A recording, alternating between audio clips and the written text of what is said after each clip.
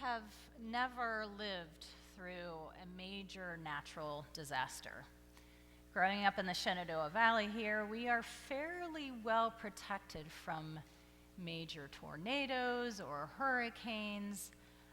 We have had some flooding, but I have never lived in a location where we have suffered the consequences of a major natural disaster. I have heard of stories of people who have, describing tornadoes and hurricanes sounding like a freight train barreling through. The closest I've experienced a natural disaster, if you want to call it that, was Superstorm Sandy. I don't know how much of Superstorm Sandy you experienced here, but we were in Pennsylvania back in 2012. And Lansdale is maybe 2 hours in from the shore. Our backyard had a huge pin oak tree. I couldn't even begin to hug it. It was so big. And our houses were close together, so the branches spanned probably 3 yards and over top of our house. And there was some concern with the high winds as to what this oak tree might do. So John and I decided to have the kids sleep at the front of the house and not at the back where the oak tree was, just in case these limbs got out of control. When the kids were already asleep, we heard something hit the roof hard, and we weren't sure what was going on, and we weren't about to go outside and try to figure this out. We knew enough that nothing was coming through the ceiling or through the roof. In the morning, we surveyed what may have happened, and here one of the branches had sideswiped our chimney, chipping off a corner of it, and it was the chunk of brick that we heard hitting the roof, rolling down, and hitting the yard. Thankfully, no harm was done, and I recognize that this is very minor in the world of natural disasters, but I do remember the uncertainty I felt that night. Our experience, or my experience, seems minor compared to those in the world, in our own country, who have experienced a major storm. Those in Puerto Rico are still rebuilding from Hurricane Maria. Those in the Midwest are dealing with devastating flooding and are unable to get their crops in. When tornadoes strike, damage can be catastrophic. Recently in Morgantown, Pennsylvania, where John is from, the farm where he grew up experienced a tornado that flattened a cinder block potato shed. Storms are incredibly powerful. Wind, earthquakes, tornadoes, hurricanes, rains can make a raging, devastating storm. Now, Elijah's stormy experience was a little different than a raging storm in this way. And we might note that before Elijah received this threat on his life and ran to the wilderness and the mountain, Elijah witnessed God's power through powerful acts of nature. Elijah had witnessed God's power coming down in the form of fire, striking the altar that Elijah had built and poured water over, not 1 time, 2 times, but 3 times, had freshly slaughtered sacrifice, and this fire that was sent down by God consumed everything. This was an act that proved to the people that were present, who worshiped Baal, that God was the true God. God was an active, alive God. The fire was one wonder and a tangible sign that God was real. But Elijah's work at proving God's power was a threat to those that ruled, namely Jezebel. A threat was made on Elijah's life then, which was enough to make him flee to the wilderness and eventually to Mount Sinai. Now, Mount Sinai was associated with God's presence. So in many ways, I see this as Elijah trying to run to God. Where are you, God? This was the same mountain where Moses met and talked with God, receiving the 10 Commandments for the people of Israel. Elijah was seeking God in the midst of his insecurity. But it is curious to me as to why Elijah fled to begin with. He had witnessed the power of God through acts of nature firsthand. Why would he feel insecure on a threat of his life? Why wouldn't he trust God to provide for him? I don't think we have to think too hard as to the possible reasons for Elijah's fleeing. We ourselves have witnessed at one time or another God's power, God's provision for us, and God's grace. That's what brings us here. We believe that God is real, that God is a God of love that draws us to God's self, that God gives us the meaning in life that we long for. But when we're faced with our deepest insecurities, our fears, our failures, it is so easy to turn and run into the wilderness to escape our reality and perhaps pain.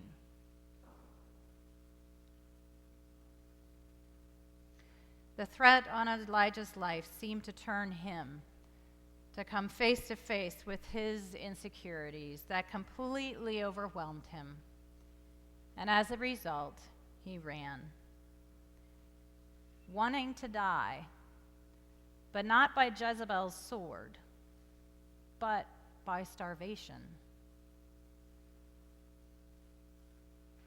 On this mountain, Elijah did not see or hear God in any of these natural disasters, the wind, the earthquake, or the fire. God was not speaking to him as he had experienced God before. For Elijah, this absence may have made him more discouraged, feeling very alone. How much do we do the same thing when we're faced with our deepest insecurities, that we run? Run to keep ourselves so busy that we don't have time to think about what's right at our back. Run to make enough money in order to attain all of our financial goals, even at the expense of our relationships. Running into the arms of our technology that is so at our fingertips these days, in attempts for our minds to escape any open space to think or be.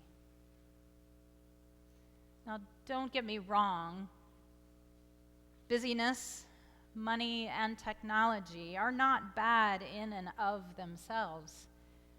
But if our use of these resources are in order to move away from spirit-led work of reconciliation with ourselves and others around us, then we too risk starving ourselves from God's love and grace, from meaning and purpose, from our identity as one of God's beloved. In Elijah's case, God didn't let Elijah starve completely.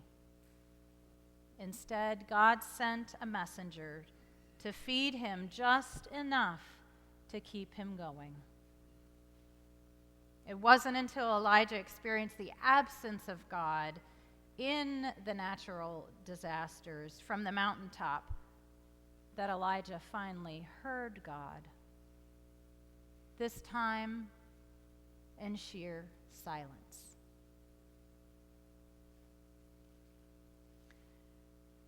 Mark got the kids warmed up in acting out this story this morning. And I'd like for us to experience a little, just a wee taste of what this silence may have been like by acting out this portion of the story together. I want us to make wind, the sound of wind, the sound of an earthquake, and the sound of what fire might have been like. Children, I would like to invite you to be a part of this too. So if you want to look up from whatever you're doing, some of you have perhaps acted out a storm with snapping your hands or your lap or clapping your hands, making a wind sound from your voice, from your mouth. And I'd like for you to experiment with me as to what kind of wind sound we can do together. Let's just try something. Interpret what you would imagine a wind to sound like, and do it freely, don't hold back. Wind.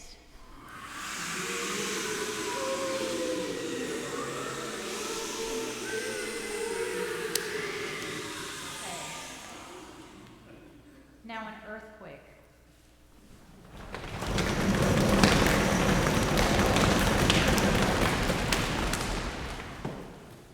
Fire.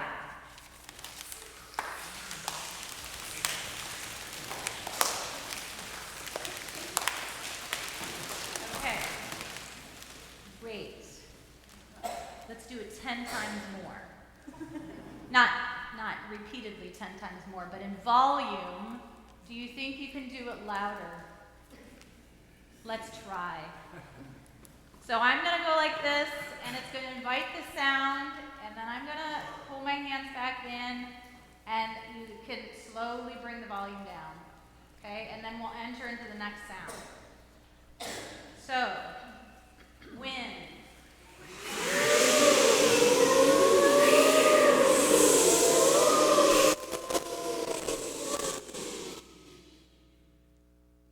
Earthquake.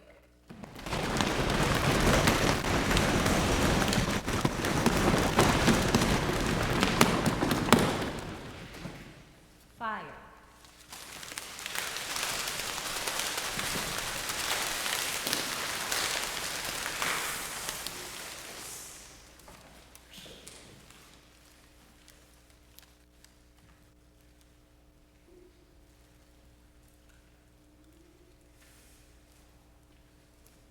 Sometimes silence can be disturbing. Sometimes silence can be peaceful. Another story of a storm finds Jesus and his disciples in a boat crossing the Sea of Galilee when a storm comes upon them, whipping the waves and the boat. And Jesus remains asleep. But the disciples are scared. Their lives are being threatened.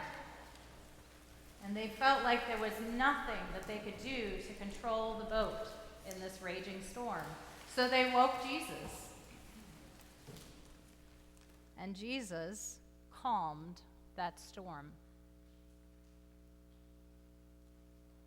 It was at the end of this boat ride that he landed on the shore of the Gerasenes and met the man possessed with the demons. It was going from one storm with water to a storm raging in this gentleman. And Jesus spoke peace to the water, and Jesus spoke peace to this man, offering him freedom from the legion. I would expect the townspeople to be in awe and praise God at this mighty act, for they no longer had to endure a crazy man running around naked in their town. And I also recognize that the swineherders could have been quite disturbed by this, that now that their herd of swine, of pigs, were no longer there. But it's not abnormal for sometimes as one experiences healing in their journey, it can upset the norm for someone else. And I find systems and how we work as systems, whether it's in a family or in a church, an organization, fascinating in this way. We each live in a family system, beautiful and challenging at the same time. And we learn certain communication patterns and ways of associating with one another. And when these patterns are changed from one person, or if it's changed by one person, it can change the whole system and how you relate with one another. And it can be downright disorienting. And I think the same can be said for this man possessed by the demons. He was accepted as the madman of the community. They had learned to live with his crazy behavior. And I would venture to say he was also an easy scapegoat for the wrongs within their community. Jesus' healing act very well, literally and figuratively, threatened their economic and social rules of operating together. The swineherders lost their source of income, and the community's social order was turned on its head. Jesus freed the man at the bottom of the social order and gave him his humanity back. Their community's way of operating and communicating was threatened, so they wanted Jesus to get out of there. Debbie Thomas, a commentator on this passage, wrote, "Humans often prefer to stick with the demons we know rather than embrace the freedom we don't." The Israelites exemplified this when they were freed from the Egyptians. Initially, they were grateful to be away from the abusive power that they experienced in the bondage. And later, they complained, "We want to go back there, for at least there we knew that we were going to have food to eat." And our own social system here in the United States is not unlike the Gerasene community. We like to say in our democracy that everyone has a chance for a better life. But our history of Western European dominance has repeatedly demonized minorities and remains a troubling reality for us today. Racial reconciliation is as much a need now as it was in the civil rights era, or in the Civil War time, or in the years of settlement. We need to work at listening to each other, those of us who have experienced racial prejudice and those of us who have experienced racial privilege. It is in looking towards one another in our humanity that we are freed from the social order that often binds us. And this could pertain to any difference that we have today, whether it be political, theological, faith tradition, or generation. And Paul's own conversion, his conversion experience was a transformation from being bound by the Jewish law to the freedom through faith in Christ. His being bound by the law caused him to persecute those that he perceived as not following the law. But Paul's freedom came when he was literally blinded by God's grace, which radically shaped the rest of his ministry. And it's from this perspective that he was writing to the Galatians in the passage we read this morning. In Galatians, we find Paul casting a vision to a community who was wrestling with the law and Jesus' life and teachings. And this vision would have been radical for them. They were so entrenched in the social hierarchy that it would have been difficult for them to see a culture or a way of life where there were no distinctions between Jews and Greeks, slave or free, or male or female. Paul was risking upsetting the social order by proclaiming that it is through faith in Christ that we are all one. But this is good news, right? Maybe? That means the last will be first and the first will be last. That means that there is no one better than any other. That means that we are all God's children. That means we are freed from the law to live by faith from a place of belovedness, not for what we have done, but simply for who we are right now. Embracing, claiming, or perhaps living into our belovedness sends us to be love to another. That, my friends, is extending humanity to one another, to see them and their belovedness. When we are in the space of God's love, it is surrounded with a peaceful silence. Elijah, wrapped in his fear, came face to face with God's love for him, not in the storm, but in the silence. He was given a renewed sense of identity and purpose and was sent from that place. Jesus spoke peace in the storm, bringing humanity, dignity, and freedom